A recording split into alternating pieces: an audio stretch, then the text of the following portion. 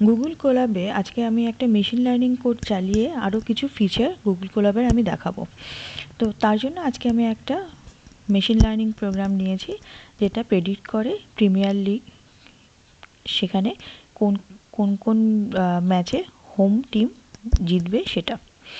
সেখানে ডেটা নিয়েছি football data co dot UK থেকে।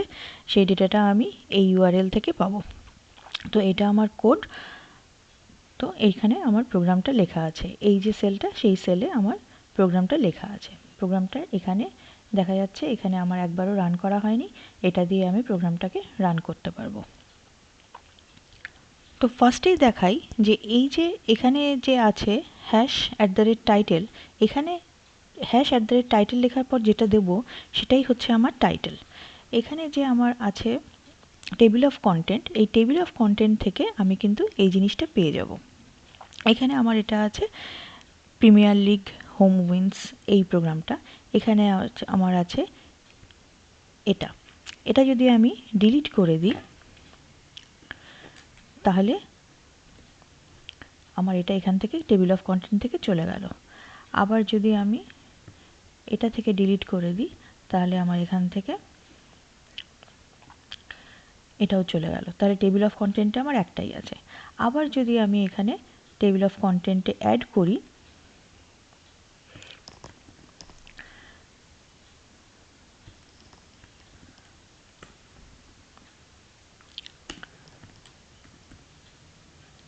তাহলে আমার টেবিল অফ কন্টেন্টে এটা চলে এলো। এবার টেবিল অফ কন্টেন্ট থেকে আমি যখন যেটা চাইবো সেই প্রোগ্রাম সেলটা চলে আসবে, সেই কোড সেলটা চলে আসবে। এই কোড সেলটা সামনে চলে এলো, এই কোড সেলটা সামনে চলে এলো। তো এইভাবে টেবিল অফ কন্টেন্টে আমি প্রোগ্রামটার টাইটেল হিসেবে আমি সেই কোড সেলটা আমি রাখতে পারি। তো এটা হচ্ছে টাইটেল পোর্শন কোড সেলের। এবার হচ্ছে প্রোগ্রামটাকে আমি রান করাই।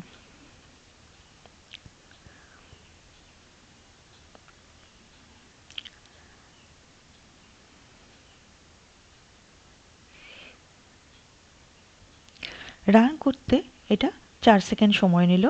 এটা একবারই রান হয়েছে। আর এইখানে এতক্ষণ কানেক্টিং দেখাচ্ছিল, এখানে আমার এখন র্যাম ডিস্ক কানেক্ট হওয়ার পর সেই র্যাম ডিস্ক কত আছে সেটা দেখাচ্ছে। যেহেতু আমি গুগলের ফ্রি সার্ভিসটা ইউজ করছি কোলাবের, সেহেতু আমার এটা ফ্রি সার্ভিসে আমাকে গুগল দিচ্ছে 12.67 জিবি র্যাম আর 107.72 জিবি ডিস্ক। তার মধ্যে 1.25 জিবি আমার র্যাম ইউজ হয়েছে আর 20.8 জিবি ডিস্ক আমার ইউজড আছে। এখানে একটা ভিজুয়াল রিপ্রেজেন্টেশনও আছে, কতটা আমার আছে, কতটা আমি পাচ্ছি আর কতটা আমি ইউজ করেছি। এটা হচ্ছে আমার ডিস্ক আর র্যামের অবস্থা, যেটা আমাকে গুগল প্রোভাইড করছে আর আমার এখন কি অবস্থায় আছে।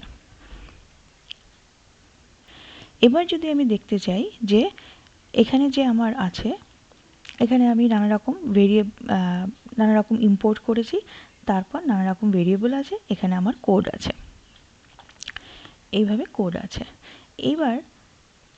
এবার আমি যখন কোনো কিছু সার্চ করতে চাই, ধরা যাক আমি হোম গোলসটা সার্চ করতে চাই। যখন আমি হোম গোলসটা সার্চ করলাম, এখানে আমি যখন ক্লিক করলাম, এটা সিলেক্টেড হয়ে গেল, তখন সঙ্গে সঙ্গে কিন্তু এই যে যত জায়গায় হোম গোলস আছে সেই জায়গাগুলো কিন্তু আমার হাইলাইট হয়ে গেল। এখানে আছে, এইখানে আছে, হাইলাইট হয়ে গেল। তাছাড়াও যদি আমি আলাদাভাবে দেখতে চাই তাহলে আমি এইখানে গিয়ে দেখতে পাবো, এইখানে গিয়ে হোম গোলসে এখানে দেখতে পাবো। আর যদি আমি প্রত্যেকটাতে যেতে চাই তাহলে এরকমভাবে অ্যারো দিয়ে যেতে পারবো। আর যদি রিপ্লেস করতে চাই কিছু দিয়ে তাহলে এরকমভাবে এখানে কিছু দিয়ে সেটাকে রিপ্লেস করতে পারবো, প্রত্যেকটা প্লেসে আবার রিপ্লেস হয়ে যাবে। এটা হচ্ছে ফাইন্ড অ্যান্ড রিপ্লেস। শুধু ফাইন্ডও করা যায় আর ফাইন্ড অ্যান্ড রিপ্লেসও করা যায়। তাছাড়া এটা হচ্ছে ডেটা ইন্সপেক্টর। এই যে আমি এখানে নানা রকম ভেরিয়েবল নিয়েছি সেই ডেটাগুলোর কি অবস্থা। এখানে যে আমি ডিএফটা নিয়েছি, এই ডিএফটা রান করার পর এই ডিএফের মধ্যে কি আছে, ধরা যাক এক্স টেস্টের মধ্যে কি আছে, এক্স টেস্টের মধ্যে আছে আমার দুটো কলামের মধ্যে কি আছে, হোম ফর্ম যেটার ফ্লোট 64 টাইপের, আর অ্যাওয়ে ফর্ম যেটা ফ্লোট 64 টাইপের। এক্সটেন্ড কি আছে, এটাও আছে দুটো 64 টাইপের, আর 266টা রো আছে। এক্স টেস্টে কতগুলো রো আছে, এক্স টেস্টে 114টা রো আছে।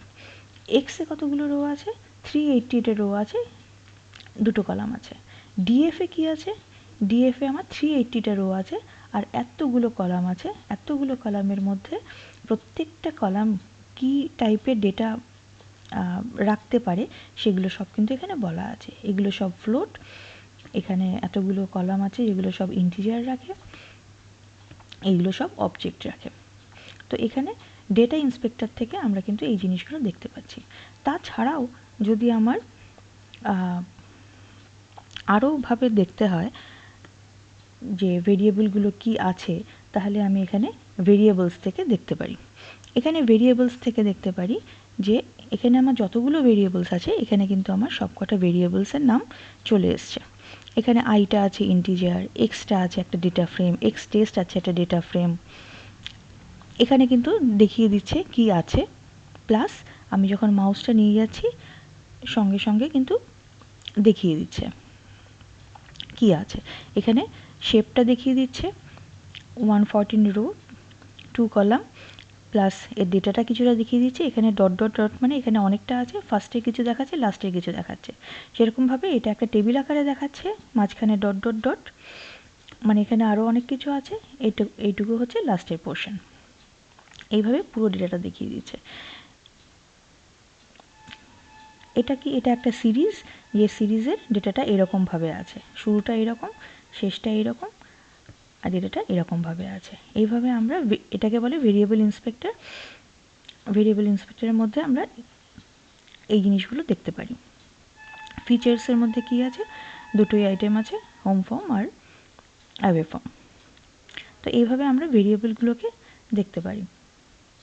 এবার হচ্ছে এইভাবে দেখার পর এবার যদি আমরা একটা ডেটা এখানে দেখতে চাই, এখানে আমি যদি ডাবল ক্লিক করি তারপর মাউসটাকে রাখি, তাহলে এখানে কি হলো, এখানে দেখাচ্ছে, এখানেও দেখাচ্ছে এটা একটা ডেটা ফ্রেম, এটার কি শেপ সেটা দেখাচ্ছে। জেনারেট করলে হচ্ছে জেমিনির মাধ্যমে এটা থেকে কিছু জেনারেট করতে চাইলে করতে পারি। আর তাছাড়া এটা হচ্ছে ভিউ, ভিউ যদি করতে চাই তাহলে এখানে ভিউ করলে এখানে ভিউয়ের মাধ্যমে এই জিনিসটাকে দেখাবে। ও গুগল কোলাব থেকে এই ডেটা টেবিল পোর্শনটাকে ইম্পোর্ট করেছে, করে এই কোডটুকু চালিয়ে এই জিনিসটাকেও দেখাচ্ছে। এখানে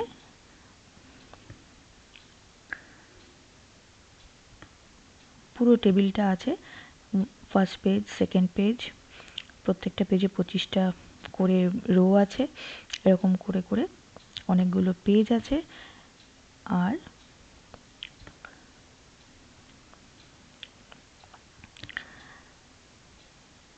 এরকম আছে। এবার আমি যদি ডিএফটাকে দেখতে চাই,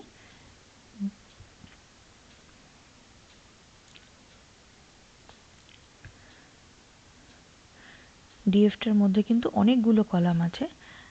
সেক্ষেত্রে এখানে বলে দিচ্ছে টোটাল নাম্বার অফ কলাম 111, যেটা ম্যাক্সিমাম কলাম, যেটা এখানে পারমিশন দেয় এই কোড থেকে সেটার থেকে বেশি, তাই যে কটা ম্যাক্সিমাম আছে সে কটাই দেখাচ্ছে। তো সেটা আমরা এই স্ক্রল বারের মাধ্যমে দেখে নিতে পারি কতগুলো দেখাচ্ছে, সেই কটা দেখা যাবে, প্লাস এরকমভাবে পেজগুলো চেঞ্জ করে করে আমরা দেখে নিতে পারি। আর তাছাড়া আরেকটা জিনিস করা যায়, সেটা হচ্ছে যে যদি কোনো কোডের কোনো পোর্শন আমাদের জানতে হয় যে এই কোডের এই পোর্শনটুকুতে কি হচ্ছে, কি আউটপুট দিচ্ছে, তখন আমরা কি করব, সিলেক্ট করে এই পোর্শনটুকু আমি জানতে চাই যে কি ঠিক আউটপুট দিচ্ছে। কখনো কোনো এরার হ্যান্ডেল করতে কি প্রবলেম হচ্ছে বুঝতে না পারলে অনেক সময় কোডের এই পোর্শনটুকু কোনো একটা পোর্শন রান করিয়ে দেখতে হয় যে ঠিক কী প্রবলেমটা আসছে, ঠিকঠাক আউটপুট আসছে কি না। তো এখানে সিলেক্ট করে মাউস নিয়ে গেলে এরকম দেখায়। এবার এখানে যদি আমি রাইট ক্লিক করি, রাইট ক্লিক করলে রান সিলেকশন করা যায়। রান ফোকাস সেল করলে এই সেলটাই পুরো চলে যাবে, যেরকম আউটপুট দেয় সেরকম দেবে, যে ফাইনাল আউটপুট। কিন্তু আমি যদি রান সিলেকশন করি তাহলে ঠিক যেটুকু পোর্শন আমি চালিয়েছি, মানে এইটুকু সিলেক্টেড পোর্শন, এই লাইনটুকুর ওপর বেস করে ও কিন্তু আউটপুটটা দেবে। এখানে কি দিচ্ছে, যেহেতু রোলিং 3 আছে, ফার্স্টে কিছু আসবে না, সেকেন্ডে কিছু আসবে না, থার্ডে আসবে। ফার্স্ট সেকেন্ড থার্ডের যে মিন সেটা, সেকেন্ড থার্ড ফোর্থের যে মিন সেটা এখানে, থার্ড ফোর্থ ফিফথের যে মিন সেটা এখানে, এরকমভাবে আসছে। তো পুরো ডেটাটা কিন্তু আমরা দেখতে পাচ্ছি এইভাবে। আজকে এই পর্যন্তই, আশা করি বোঝা গেছে।